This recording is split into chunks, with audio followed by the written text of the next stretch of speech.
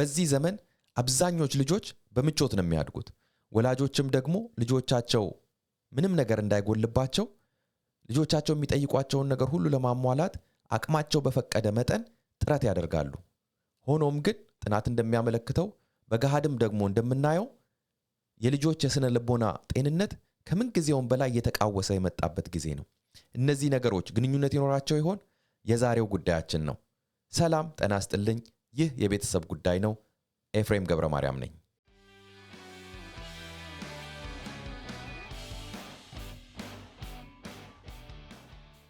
የቤተሰብ ጉዳይ ቤተሰብ ነክ የሆኑ ጉዳዮችን ያነሳን የምንወያይበት ጠቃሚ የሆኑ ትምህርቶችንና መረጃዎችን የምንከፋፈልበት እንዲሁም ጤናማ ቤተሰብ ስለመገንባት የምንመካከርበት መድረክ ነው የቤተሰብ ጉዳይ ዩቲዩብ ቻናል ቤተሰብ ስለሆናችሁ እጅግ እናመሰግናለን ይህ ቻናል እንግዲህ አዲስ ቻናል ነው ከጀመርን 3ኛ ሳምንታችን ነው ሳምንታዊ ፕሮግራሞችን ይዘንላችሁ እንቀርባለን እንግዲህ ይሄ ቻናል እያደገ እንዲሄድ ጠቃሚ ነገር ካገኛችሁበት ለሌሎች ይድረስ ብላችሁ የምታስቡ ከሆነ ላይክ ሰብስክራይብ ሼር በማድረግ ቻናሉ እንዲያድግ እንድታግዙን እንጠይቃለን ባለፈው ሳምንት ቻሌንጅ አድርጋችሁ ነበር እስቲ ይሄንን ቻናል ሰብስክራይበር ወደ 100 እናሳድግ ብያችሁ ነበር አላሳፈራችሁኝም አሁን ወደ 121 ደርሰናል ከዚህም በላይ ደግሞ እያደግን እንድንሄድ እንድትተባበሩን እንጠይቃለን ኮሜንት ሴክሽኑ ላይ ደግሞ ጥያቄ አስተያየት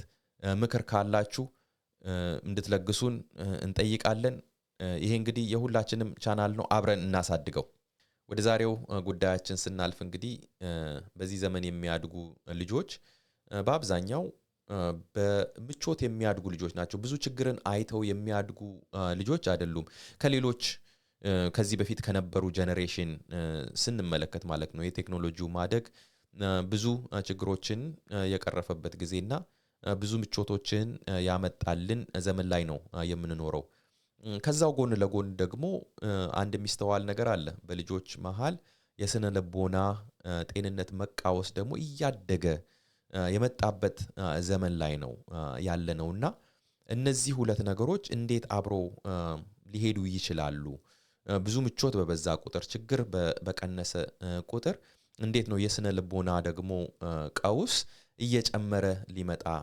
የሚችለው የሚለው ብዙ ሰዎች የሚወያዩበት ብዙ ሰዎች ጥናትን የሚያደርጉበት ጉዳይ ነው በቅርቡ አንድ ፖድካስት አዳምጥ ነበር በዚህ ርዕስ ዙሪያ አንድ ሰው ልኮልኝና ማይንድ ፎር ላይፍ ፖድካስት ይባላል አዘጋጁ ጀፍ በጋዝክ ይባላልና እንግዳ ጆን ራዝመንድ የሚባል ከ50 ዓመት በላይ በልጆች ስነ ልቦና ምርምር ወይ ጥናት ዙሪያ የሰራ ሰው ከ18 መጽሐፍት በላይ የጻፈ ሰው ነውና እሱን እንግዳ አድርጎ ውይይት ያደርጋሉና እስቲ ከነሱ ከተነጋገሩት ነገር ቀንጨብ አድርገን እንመልከትና በዛ ላይ ውይይታችንን እንቀጥላለን I work as a head of school. We deal with mental trauma, anxiety, stress, depression every day. We've got kids that are struggling. And I was talking with a group. We were talking about mental health mental health and trauma and stress and anxiety and everything like that from COVID, coming out of that. And I started to think, this is not even though we're in this situation, there have been other traumatic times in our history where people were sent off to war, where kids knew their brothers were maybe not coming back. Take World War II, go back. They experienced stress. They experienced trauma. They experienced hardship, Great Depression. We didn't know where we're getting our next meal. Yet there was a different type of resiliency, it seems to me, back then. And those people grew up. Those were my grandparents that came out of those eras that grew up healthy, stable, able to walk through society, able to handle difficulties. And yet now we're, the first sign of somebody not being able to do something where, there's somebody in the fetal position in the corner and we're, finding where are the professionals? Let's get them into let's get them into a program. So, what's, how have we gotten to this point? እንደተመለከታችሁት የዚህ ፖድካስት አዘጋጅ የሚጠይቀው በጣም ቁልፍ የሆነ ጥያቄ አለ። በትምህርት ቤት አካባቢ ነው የሚሰራውና አንድ ያስተዋለው ነገር ምንድነው? በዚህ ዘመን ያሉ ልጆች በብዙ የስነ ልቦና ቀውስ ውስጥ እያለፉ እንዳለ ነው። እና ያንን ደግሞ የጥያቄው መሰረት ምንድነው? ከዚህ በፊት የነበሩ ትውልዶች በብዙ ችግር ውስጥ ያለፉ በጦርነት ዘመን ያደጉ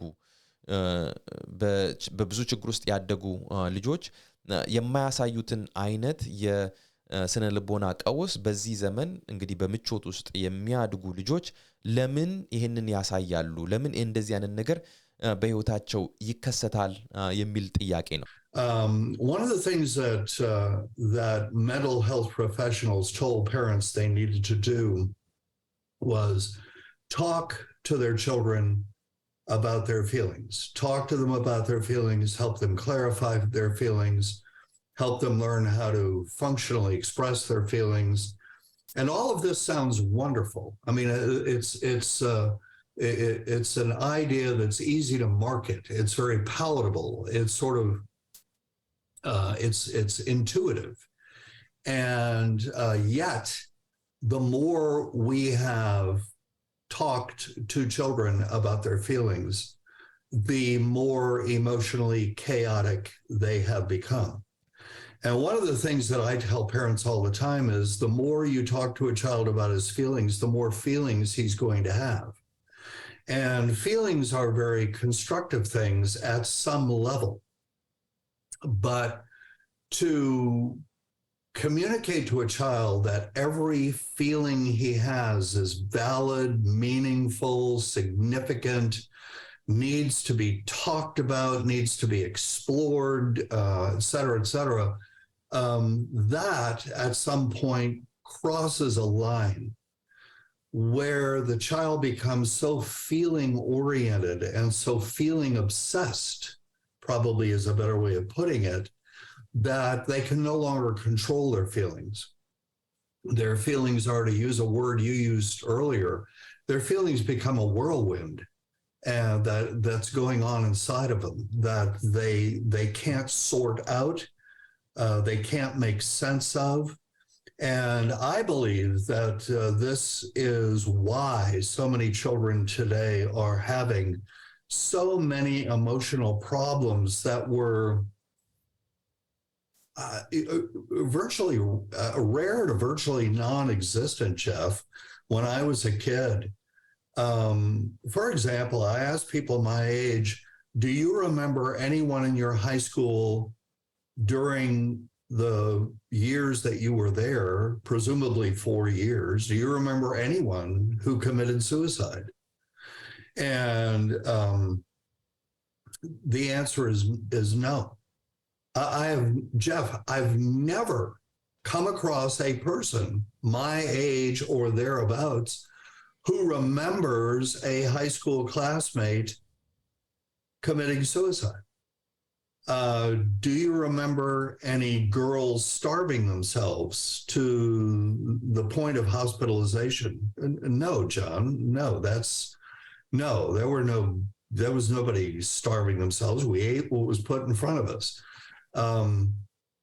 Do you remember anybody who had to leave school and be put into a rehab program of some sort because of alcohol use, drug use, nervous breakdown, anything of that sort? No, John, no, that didn't happen. And I have asked I have related this in front of audiences of 500 to 1,000 people. ሙሉ ቃለ መጠይቁን መከታተል ከፈለጋችሁ የቪዲዮውን ሊንክ ዲስክሪፕሽን ውስጥ አስቀምጥላችኋለሁ። ብታዩት ይጠቅማል ብዬ አስባለሁ። እና በዚህ ፖድካስት ላይ እንግዲህ በዚህ ዝግጅት ላይ የተነሳው አንዱ ትልቁ ሐሳብ ምንድነው? ልጆች ከባድ በሆነ ዘመን ውስጥ ሲያድጉ ወይም ደግሞ መከራ ባለበት ዘመን ውስጥ ሲያድጉ ጠንካሮች ይሆናሉ። ሁሉ ነገር ደግሞ ምቹ በሆነበት ሰዓት ሲያድጉ ያ የመንፈስ ጥንካሬ አይታይባቸውም። እና እንደ ወላጅ ታዳ መቼስ ልጆቻችን በመከራ ውስጥ እንዲያልፉ ማድረግ የሚፈልግ ማንም ወላጅ የለም። ግን በምን አይነት ሁኔታ ነው ልጆቻችን መንፈሰ ጠንካራ ሆነው እንዲያድጉ ልናግዛቸው የምንችለው። እግዚአብሔር ልጆች ሲሰጠን እንግዲህ እንደ ወላጅ በአደራ ነው ልጆቻችንን የሰጠን። ከእግዚአብሔር ጋር ሆነን በእግዚአብሔር መንገድ እንድናሳድጋቸው እንዲሁም ደግሞ ትልቅ ሰው ሆነው ራሳቸውን ችለው እንዲኖሩ የሚያስችላቸውን ነገር አስታጥቀናቸው ከቤት እንዲወጡ እንጂ ሁሉ ጊዜ በእኛ ላይ ተደግፈው እንዲኖሩ አይደለም። ግባችን መሆን ያለበት እንግዲህ ያ ነው። ዋናው እንደ ወላጅ ትልቁ ግባችን ምንድነው? ልጆቻችንን የተሰጠንን አደራ በተሰጠን ጊዜ አሳድገን ለህይወት እንግዲህ ማዘጋጀት ነው። በህይወት ሲኖሩ ደግሞ ብዙ ተግዳሮቶች አሉ።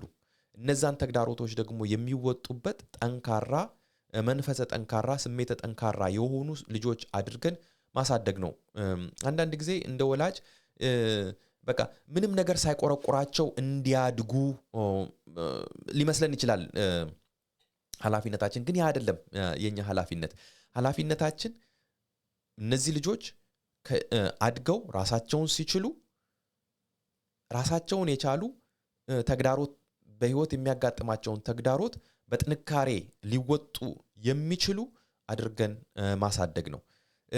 አንዱ እንደዛ እንዳይሆን የሚያደርገው ነገር ምንድነው? የዚህ ዘመን ወላጆች በአብዛኞቻችን የልጆቻችንን ችግር እኛ ነን የምንፈታላቸው። ትንሽም ችግር ቢሆን ትልቅ ችግር ከፊታቸው እየሄድን ነገሮችን እንደለድልላቸዋለን። ችግራቸውን ራሳቸው እንዲወጡ እድል አንሰጣቸውም። ስለዚህ ልጆቹ የራሳቸውን ችግር የመፍታት ወይም ደግሞ ፕሮብለም ሶልቪንግ ስኪል ሳይማሩ አዋቂዎች ይሆናሉ። አዋቂዎች ሲሆኑ ትልልቆች ሲሆኑ ትንሹ ነገር ያስጨንቃቸዋል። ቀላሉ ነገር ከባድ ይሆንባቸዋል። ሌላው ደግሞ ልጆች ጠንካራ እንዳይሆኑ የሚያደርግ ነገር ምንድነው? የጠየቁትን ነገር ሁሉ እሺ ማለት ነው። ልጆች የሚጠይቁትን ነገር ሁሉ እሺ ብለን የምናደርግላቸው ከሆነ ምንድነው እየተማሩ የሚሄዱት? በቃ ላይፍ እንደዛ ቀላል እንደሆነ ምንም ነገር ሳይሰሩ በመጠየቅ ብቻ በመመኘት ብቻ ነገሮችን ማግኘት እንደሚችሉ ያንን ነገር ነው እየተማሩ የሚሄዱት።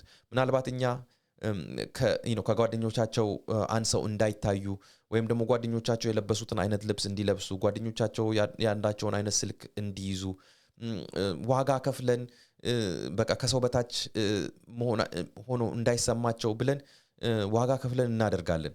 ለነሱ ግን ያ የሚያስተምራቸው ነገር ምንድነው? ምንም ነገር ሳይሰሩ ሁሉን ነገር በቀላል እንደሚያገኙ መስሎ ይሰማቸዋል። ያ አይነት አስተሳሰብ ደግሞ በሰው ውስጥ ስር እየሰደደ ሲመጣ በልጆችም ብቻ ሳይሆን በትልቅ ሰዎችም ጭምር ቢሆን ያ አይነት አስተሳሰብ ስር እየሰደደ ሲመጣ ህይወትን መጋፈጥ ሰው እየከበደው ይመጣል። ምክንያቱም በነፃ የሚገኝ ምንም ነገር የለም። ሰርተን ነው የምናገኘውን ነገር ሁሉ ሰርተን ነው የምናገኘው እና ከልጅነታቸው ጀምሮ የሚያስፈልጋቸውን ነገርና የሚፈልጉትን ነገር ለይተን ማወቅ አለብን። ይሄ ዋንትስ እና ኒድስ የሚባሉ ነገሮች ኒዶቻቸውን የሚያስፈልጓቸውን ነገሮች ማሟላት ከወላጅ ይጠበቃል። ነገር ግን የሚፈልጉትን ነገር ሁሉ ግን ማሟላት አይጠበቅብንም። ለምሳሌ ጫማ መግዛት ኃላፊነት አለብን። እነሱ የሚጠይቁትን አይነት ምናልባት በጣም ኤክስፔንሲቭ ጫማ ሊጠይቁ ይችላሉ፣ ዲዛይነር ጫማ ሊጠይቁ ይችላሉ። ያንን ግን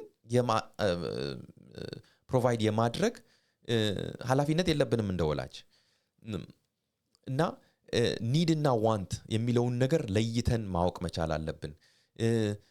የሚፈልጉትን ነገር ሁሉ በቃ በመጠየቃቸው ብቻ የሚያገኙ ከሆነ ጠንካሮች እንዳይሆኑ አንድን ነገር ሰርተው ማግኘት እንዳለባቸው እንዳይማሩ እያደረግናቸው ነው ማለት ነው። ስለዚህ ኃላፊነታችንን እየተወጣን አይደለም። ሁሉ ጊዜ በእነሱ ህይወት ውስጥ አንኖርም። እኛ ሁሉ ጊዜ ለነሱ የሚያስፈልጋቸውን ነገር ፕሮቫይድ እያደረግን ምንም ነገር እንዳይቆረቆራቸው ምንም ነገር እንዳይሰማቸው እያደረግን አንኖርም። አሁን የምናስታጠቃቸው ነገር አሁን ጠንካራ እንዲሆኑ የምናደርግባቸው ነገሮች ግን ነገ እኛም በህይወታቸው ትልቆች ሲሆኑ እና በእነሱ ህይወት ውስጥ አዛዦች አንሆንም፣ ለነሱ ደግሞ ፕሮቫይደርስ አንሆንም። ስለዚህ እነሱ ትልልቆች ሆኖ ራሳቸውን ችለው እንዲኖሩ ካሁኑ ካላዘጋጀናቸው በስተቀር በህይወታቸው የሚገጥማቸውን ቻሌንጆች የመወጣት አቅም አይኖራቸውም ማለት ነው። ልጆች የሚጠይቁትን ነገር እምቢ ማለት ቀላል እንዳልሆነ እረዳለሁ።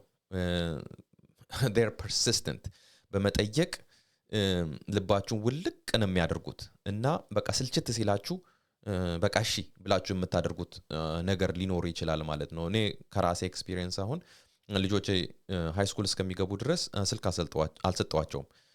ግን ከኤሌመንተሪ ስኩል ጀምሮ ጓደኞቻቸው ስልክ ስለሚይዙ እነሱ ከጓደኞቻቸው በጣም ያነሱ ስለሚመስላቸው በቃ በገባን በወጣን ቁጥር የሚጠይቁት ስልክ ነው። ጭቅጭቃቸው ስልክ ነው። በቃ ያንን ሁሉ እንግዲህ ብዙ አመታት ማለት ነው ችሎ እምቢ ማለት ቀላል አይደለም። ያደክማል፣ ያሰለቻል። ቢሆንም ግን የማይጠቅማቸው ነገር ከሆነ ጸንተን ኖ ማለትን መማር አለብን።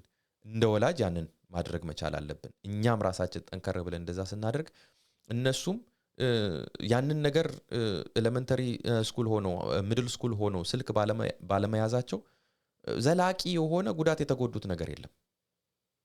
ነገር ግን እነሱ ለስልክ ሬዲ ሳይሆኑ ለኤሌክትሮኒክ ሬዲ ሳይሆኑ ያንን እንዴት አድርገው ሃንድል ማድረግ እንደሚችሉ ገና ሳይማሩ እዛ ብስለት ደረጃ ላይ ሳይደርሱ ግን ሙሉ ኢንተርኔት ያለው እንደፈለጉ የፈለጉትን ነገር ሊያዩበት የሚችሉ ስልክ አሳልፈን መስጠት ዘላቂ የሆነ ጉዳትን ሊያመጣ ይችላል። ስለዚህ በዛ ኖ ማለቱ ከባድ ቢሆንም ግን ወላጅነት ልጅ ማሳደግ ደግሞ ቀላል ስለሆነ አይደለም ይሄ ኃላፊነት የተሰጠን። ከባዱን ነገር ሰርተን ልጆቻችንን እግዚአብሔር የሰጠንን አደራ በኃላፊነት መወጣት እንድንችል ነው። ስለዚህ ዋናው ማየት ያለብን ምንድነው? ዛሬ ማልቀሳቸውን ወይም ደግሞ ዛሬ መነጫነጫቸውን፣ ዛሬ መጨቅጨቃቸውን፣ ዛሬ አሁን በቃ ልባችንን ውልቅ ሲያደርጉ ሪሊፍ ለማግኘት አድርገን የምናደርገውን ነገር ሳይሆን ይሄን ነገር ባደርገው ነገ በልጆቼ ህይወት ላይ ምን ያመጣል፣ ምን ጉዳት ያመጣል የሚለውን ነገር ያንን እያሰብን የዛሬን ከተወጣን ነገ ልጆቹ ሲያድጉ አፕሪሼት ያደርጋሉ። ሌላው እንደ ወላጅ ማድረግ ያለብን ነገር ምንድነው? ልጆች ጥፋት አጥፍተው በጥፋት ምክንያት የሚመጣውን መዘዝ አለመከላከል ወይም ደግሞ ጣልቃ ገብተን ከራሳቸው ጥፋት እነሱን አለማዳን ማለት ምን ማለት ነው?